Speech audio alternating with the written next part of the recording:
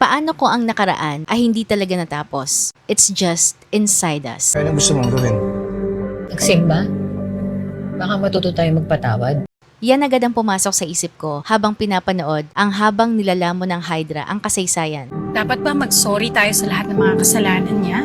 Isa itong existential drama, meaning pelikula na tungkol sa mga taong naghahanap ng kahulugan sa mga paghihirap na kanilang pinagdadaanan. The story revolves around the characters of Dali De Leon, Mylene Dizon, Jojit Lorenzo, and Sanjo Marudo. Pero ang tumatak sa akin dito ay ang characters nila Dali De Leon at Mylene Dizon. Just imagine, si Dali, ang tatay niya, biktima ng martial law. Si Mylene Dizon naman, tatay niya, mataas na opisyal sa military nung panahon ng martial law. Nag-cruise ang landas nila. I just wanna highlight na ang galing ng pagkakasulat ng pelikulang ito. Very witty ang mga linyahan. Parang simpleng usapan lang pero may mga punchlines. At syempre, pagdating sa acting, hindi matatawaran ang pag-acting ng apat, especially sila Dali De Leon at Mylene Dizon. Grabe, feel na feel ko tuwing nagtitimpi si Mylene Dizon dito. At dun sa part na nagkaroon ng chance ang character ni Dali na makagante, makakaramdam ka ng satisfaction. Kung anong ginawa niya, panoorin nyo. Pero habang pinapanood mo to,